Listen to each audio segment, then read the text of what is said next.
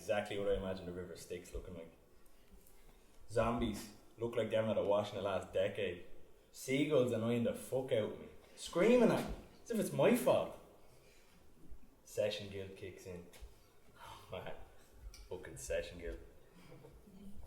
Sun comes up over the Heineken building, still bleeding, freezing, knowing that by the time you get into bed, your dad will have 2 hours of work done. They make this business to ring you and let you know. Session guilt is the worst.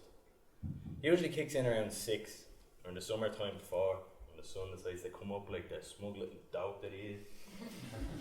If the sun was a person, he'd be me dad. He's alright the majority of the time, but when you don't need him, he'll still pop up.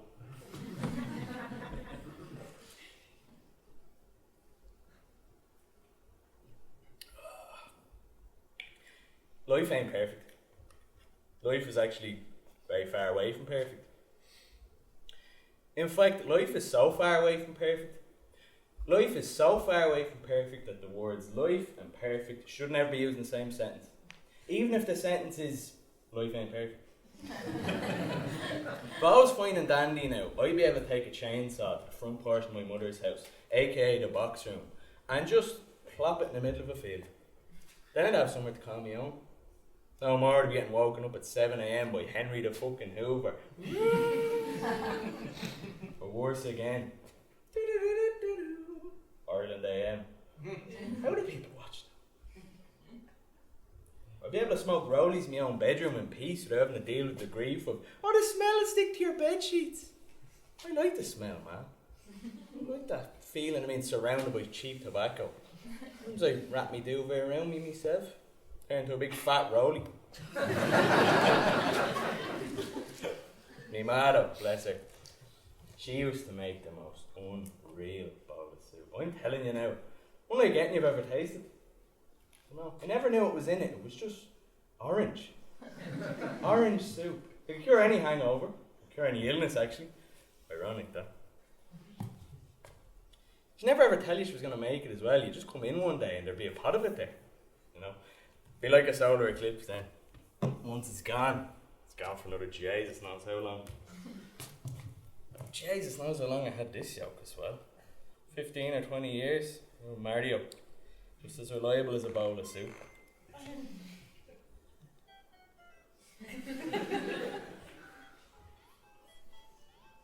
My dad copes well. He's on the buses, so he chats around 20 hours a day. That ones are great. Chats shite about almost anything. He needs that, I think, because he wasn't great at first. He used to just drink cans in the shed by himself. Didn't want to be disturbed. Fair enough. I leave him be, he leaves me be. We talked about it. Usually under the influence of a few cans, but we talked about it. We both feel the same. Like, it's not like anyone has a monopoly on the grief or anything, although he used to think he had it at first. Used to. I find myself saying that a lot nowadays. Used to. He used to be obsessed with this yoke. He used to be good mates with him. He used to drink there all the time before he got knocked for a hotel. He used to sport these shower, they've been shite the last few years. There used to be a playground over there, but now it's apartments. It's not all terrible though. I wake up every morning to a fresh carton of milk and a brand new box of cereal. I fucking love Rice Krispies. I don't buy my own cereal. If I did, I'd buy Weetabix. Start the day right and all, but I don't buy my own cereal. I'm a 25-year-old chap who loves Rice Krispies. And what? There's no age range in the box. There's 3 little blokes absolutely baked off the little kids. There's no age range. You just never associate Rice Krispies with anyone over the age of 30. You need to normalise that. You need to normalise having a house in your 20s in this country as well. You know? I love me dad, I do. He loves me dearly. We're just sick of looking at each other. You know? I'll miss him when I do go, of course. It's just, with Ma gone now, it might be easier for me to go. Things change and sometimes you either like the change or you don't. New Éire, new Éire.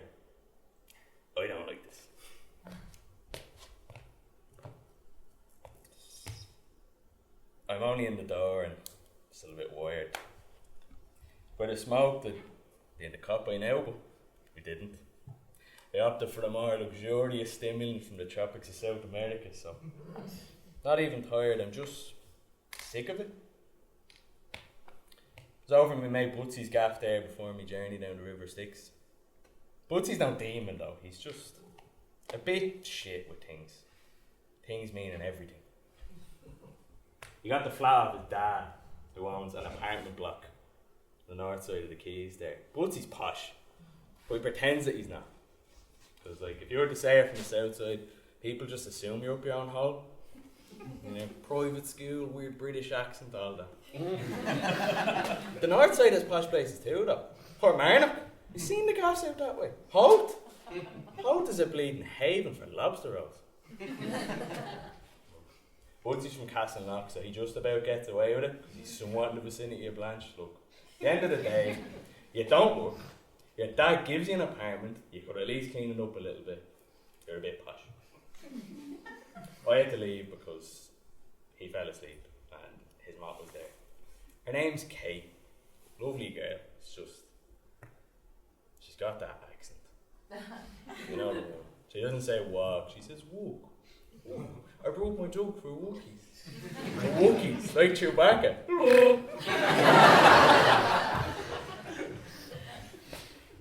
I told her some shit, like, to go home, get ready for work. I didn't me fuck.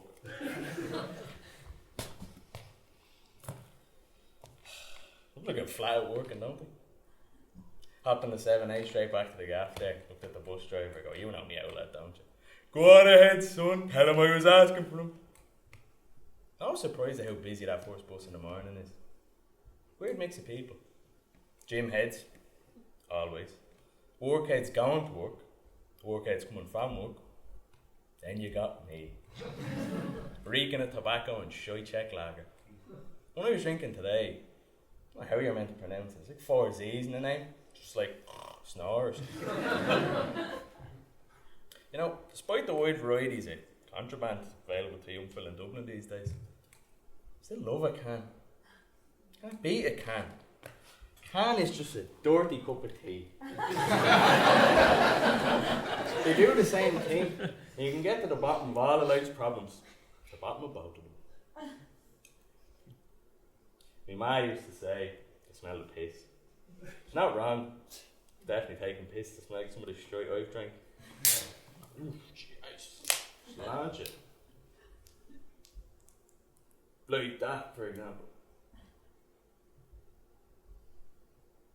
Where did you get this shit?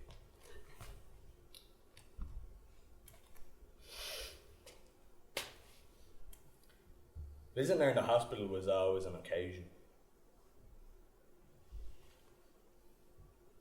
He'd always say to me, my dad, hasn't got long, son.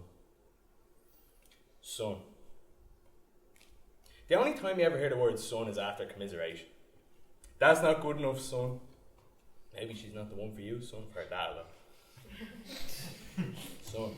You know when the use of son comes into when things are bad? My dad hates hospitals. We never had to ask him about it, he always just stated it. So I had to pull him out of Loughlin's in Dunleary just to go in and see her. He wanted to go in and see her, that's why he was there. He just needed that extra bit of courage in the form of 500 mils of black and cream. You know it's bravery when he comes up to the front of the hospital and the automatic door is amazing. He'd walk up and he'd be like, these make me feel like a king. You know? And they'd fly open like curtains unveiling some sort of fully pissed monarch. He'd even have his arms and his chin out and everything. You know? You'd hear mutterings, oh look at that wanker. He wasn't a wanker though. He was just scared. So was I.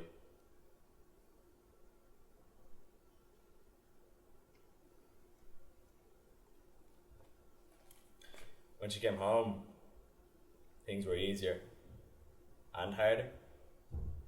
There was no more automatic doors for the old lad to contend with, but you'd really start to notice the gaping holes in the place she'd eventually leave behind when she went on to greener pastures.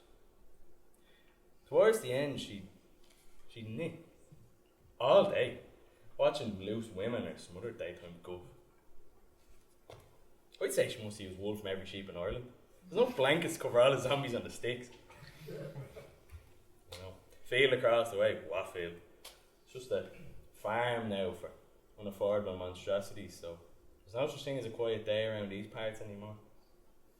Remember she used to say, why can't they just leave things be? People need houses, man. I need somewhere to call me own someday. Your place is here, son. Son. When your mother says it, it's not commiseration, it's confirmation. Give me hair, a comb. She loved that. Combing through her once lengthy head of hair that's now no longer than mine. Remember, I could feel the lumps in the skull. Death. A war going on inside a body of peace. I'm no crier now, but that was hard. That realisation and expectation that death is coming.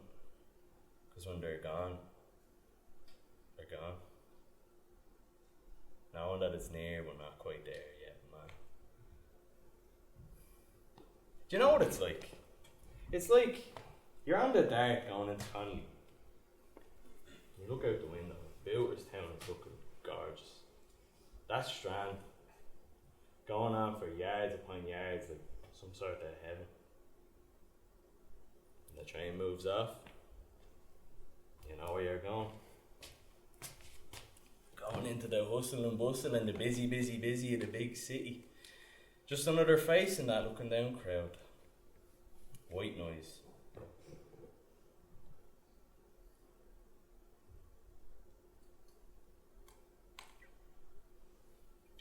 The last can is either the sweetest or the most vile. I haven't decided how this one feels. My mind has become more occupied lately. Occupied with worries and sacrifices that may have to be made. I want to live, but I don't know where. I want somewhere to call me own, but sure, this is me home. Apparently. My dad's 2 hours of work done. By the time I wake up, I'll have a full day done. You know what it'll be then? It'll be time for a bowl of soup. From a tin though, unfortunately. Never did get the recipe.